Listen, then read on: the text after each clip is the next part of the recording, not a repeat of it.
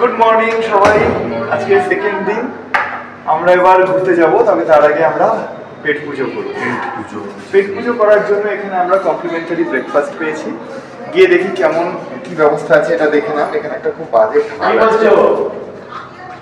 Mind your head please. আচ্ছা ঠিক আছে, ওকে। আর রেস্টুরেন্টের নাম আছে the berry bytes.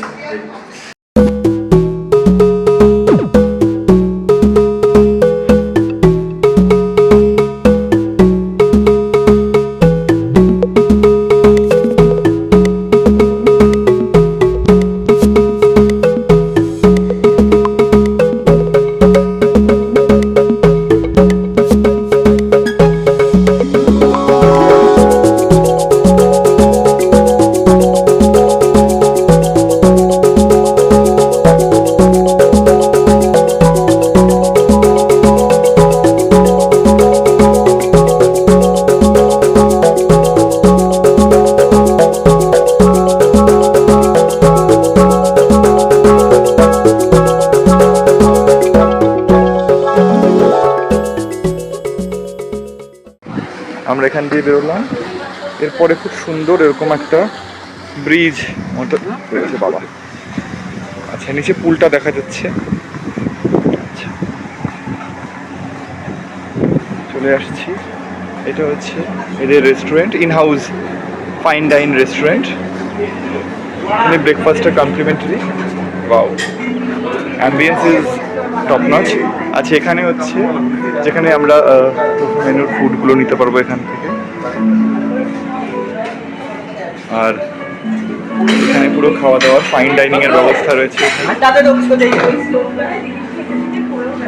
So you just need to choose your own table, sit there and have the foods from the existing buffet menu options.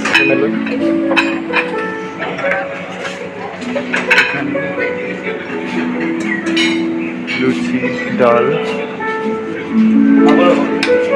উপমা, মনে হচ্ছে এটা সিমাইয়ের। বড়া, সাম্বার, এখানে ইডলি আছে, এখানে মুগ ডালের হালুয়া আছে, আর এখানে ব্রেড আছে। আচ্ছা, আমরা এবার ব্রেকফাস্ট অলরেডি আমি একটু নুডলস খাচ্ছি। আর অনেক কিছুই আছে। এটা বোধহয় উপমা, এটা বোধহয় সিমাইয়ের হবে।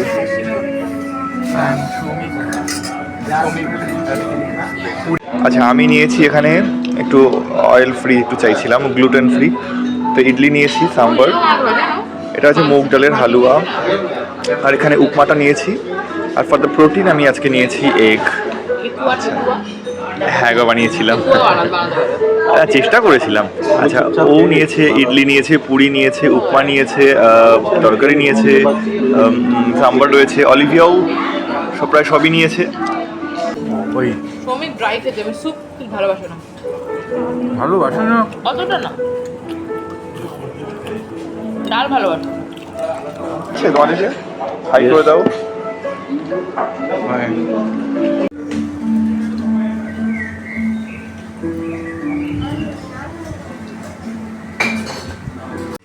দ্বিতীয় দিন ঘুরতে যাওয়া স্টার্ট। আমরা মাঝখানে বসবো। আচ্ছা, ঠিক আছে। আমরা আজকে যাচ্ছি অনেক জায়গায়। এবার আমরা যাচ্ছি আমাদের প্রথম ডেস্টিনেশন। শশী, আমাদের প্রথম ডেস্টিনেশন কি? বৈদ্যনাথ টেম্পল। এখান থেকে মিনিমাম 1 ঘন্টা জার্নি। আমরা এখন চলে এসেছি বৈদ্যনাথ টেম্পলের একদম কাছে। এটা পূর্ব দরজা, মানে পূরব দরওয়াজা এটা বলছে। আর রাস্তাগুলো একদম বেনারসের মতোই লাগছে, খুব একটা আলাদা নেই। তো আর একটুখানি আছে আমাদের পৌঁছাতে মন্দিরে, কারণ আমাদের আজকে অনেক জায়গায় যাওয়ার আছে। আজকের ট্যুরটাই একটু বড় ট্যুর হতে চলেছে। তো দেখা যাক। এই রাস্তায় অনেক প্যারা ভান্ডার রয়েছে আর গিফট আইটেমস, এগুলো চুড়ি, ব্যাঙ্গেলস, এসবের দোকানও প্রচুর রয়েছে। রামেশ্বর সাউ পেরা ভান্ডার, এখান থেকে আমরা একজন ভালো বেশ পুরোহিত পেলাম। মেন মন্দিরে যেহেতু এই মুহূর্তে লাইন দিয়ে মানে নর্মাল লাইনে প্রায় 10 ঘন্টা লাগছে, এবং যে ভিআইপি লাইন যেটা প্রায় 600 টাকার মতো, এখানে 4-5 ঘন্টা লাগছে। আমরা ঠিক করলাম ছোটা মহাদেবের মন্দিরে পুজো দেবো। আচ্ছা, মেন মন্দিরের গেটটা দেখাই। হ্যাঁ,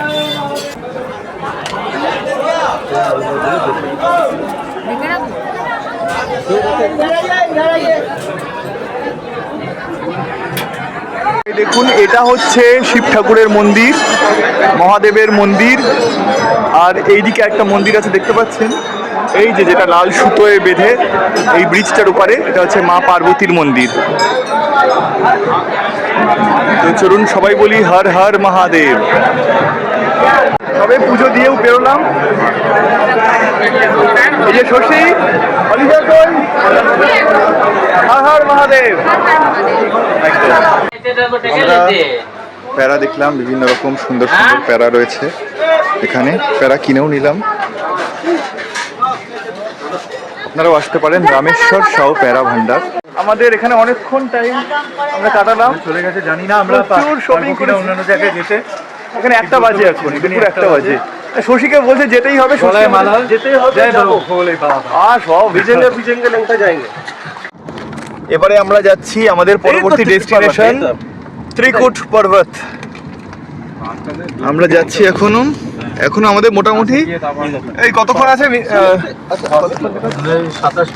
27 মিনিট মতো লাগবে। বৈদ্যনাথ ধাম দেখে আমরা বেরিয়ে পড়লাম দেওঘরের আরও একটি দর্শনীয় স্থান ত্রিকুট পর্বত দেখতে। দেওঘরে আজকে আমরা এসেছি যে কয়েকটি জায়গা দেখতে, তার মধ্যে প্রথমে ঠিক করা ছিল বৈদ্যনাথ ধাম, দ্বিতীয় স্থান ছিল ত্রিকুট পর্বত। ভিডিও আস্তে আস্তে এগোবে, তারও আগে বলে দিই আমাদের এর পরের দর্শনীয় স্থান হচ্ছে তপোবন হিল, এবং তারও পরে আছে নলাখা মন্দির। তো এই সবকটি দর্শনীয় স্থানই আমরা দেখব।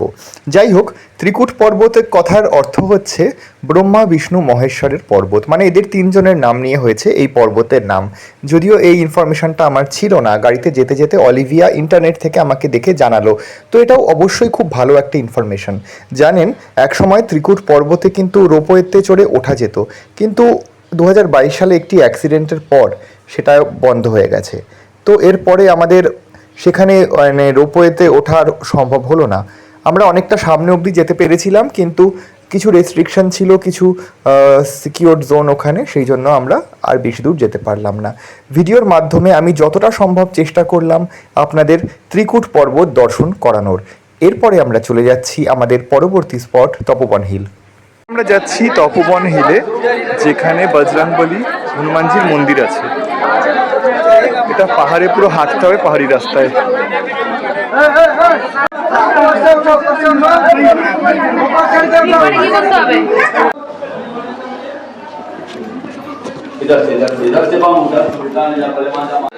এখন আমাদের পাহাড়ের উপরে উঠতে হচ্ছে, তপোবন হিল। অনেকটা পথ যেতে হবে। চাঁদনি লেকে যাইয়ে তো দেখতে পাচ্ছি এখানে নিচে আরো অনেক কিছু।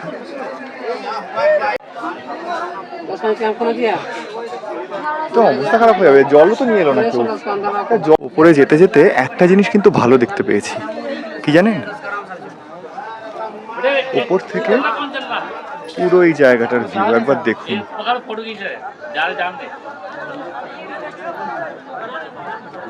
প্রাইসলেস।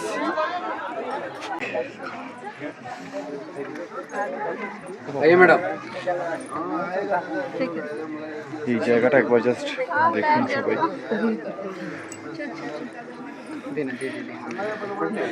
জায়গাটার ভিউ বোঝা যাচ্ছে না, কিন্তু এখানে খুব সাবধানে থাকতে হচ্ছে। যারা দ্রুত কাছাকাছি না যাওয়াই ভালো।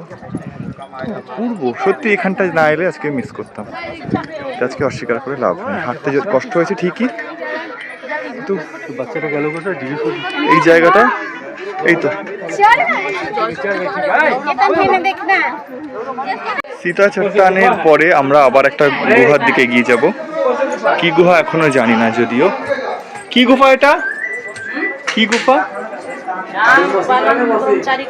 আচ্ছা, আবার একটা স্টিপ জায়গা আসতে চলেছি। এই জায়গাতে এখানে নামতে হবে, which is very challenging। তপবন হিলের যেখানটায় আমরা দেখালাম ভিডিওতে যে একটা স্টিফ নিচে নামার জায়গা রয়েছে, সেখান থেকে আমি আর সৌমিক ফিরে এসেছি। কারণ সৌমিক আমার আগে ছিল, দেখলেও পারছে না। আমিও দেখলাম যে না, একা ছাড়াটা ঠিক হবে না, আর আমারও আর ইচ্ছা করছিল না ওসব নিচে নেমে এই ওপরে ওঠো। অলিভিয়া নেমেছিল শশীর সাথে, তারপরে সেখান থেকে বেরিয়ে অলিভিয়াও হাল ছেড়ে দিল।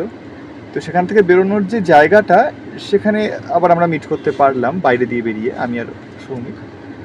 তারপরে শশী একদম টপ অব্দি গেছিলো, কিন্তু আমি, সৌমিক আর অলিভিয়া খুবই টায়ার্ড হয়ে গেছিলাম, নেমে এলাম। আর প্রচণ্ড গরম, এটা একটু কষ্ট হচ্ছে। কিন্তু যেটা সব থেকে ভালো, যে একটা অসাধারণ সিনিক বিউটি আমরা দেখতে পেলাম ত্রিকুট পর্বতের দিকে, যেটা দেখালাম আপনাদের ভিডিও। আচ্ছা সৌমিক, তোর দিকে ক্যামেরা দিচ্ছি, খুবই এক্সহস্টেড। ও টু মাচ। কিছু খাইনি আমরা এখন। আমরা খিদেই লাগছে না, বুঝতে পারছি না কেন। ও কোল্ড ড্রিঙ্কস খেয়েছে, কিন্তু আমাদের আমার মনে হয় ওর খিদেটা মরে গেছে। আমার খিদে পাচ্ছে, কিন্তু একদম ভিতর থেকে এখন এক্সহস্টেড। আমাদের থার্ড ডেস্টিনেশন ঠিক করা ছিল নওলাখা মন্দির, নওলাখা টেম্পল আমাদের থার্ড ডেস্টিনেশন ছিল, আর আমরা একদম পৌঁছে গেছি নওলাখা টেম্পলের সামনে। আমাদের থার্ড এবং আজকের ফাইনাল ডেস্টিনেশন এটাই।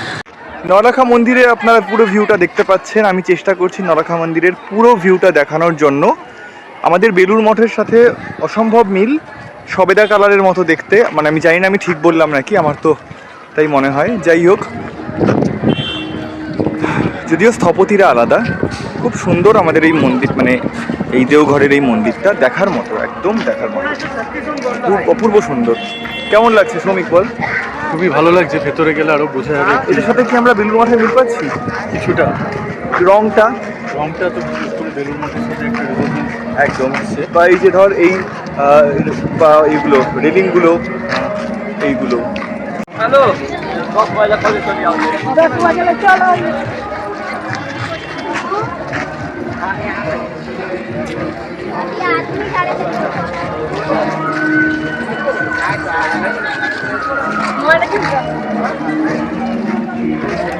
এবার আমরা মন্দিরের ভেতরে প্রবেশ করতে যাচ্ছি। খুবই গান টান চলছে। না না, আসো। মন্দিরের ভেতরে আমরা প্রবেশ করতে যাচ্ছি, নওলাখা মন্দির।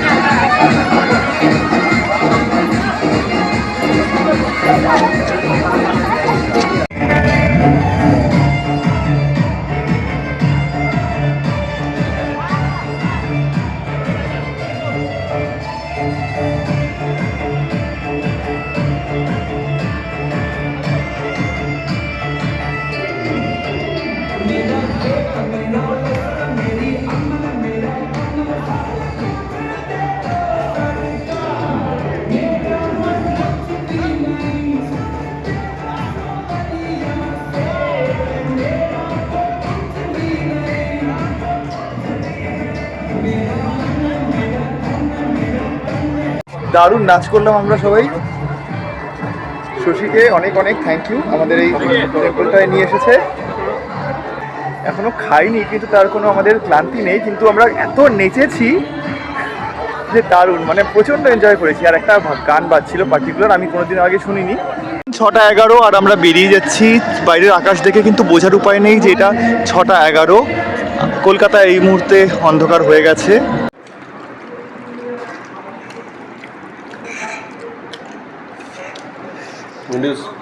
আমাদের আজকে লাঞ্চ আমরা করছি রাত 7টার সময়। কিছু বলার নেই অবশ্য, কি বলবো, নুডলস, চিলি চিকেন। তপবন হিল থেকে রিসর্টে ফিরে আমাদের একটাই কাজ ছিল, সুইমিং পুলে ঝাঁপানো। তো সুইমিং পুলে একটু ঝাপাঝাপি না করলে হয়। এই ছিল আজকের ভিডিও। কাল আসবে অন্তিম পর্ব।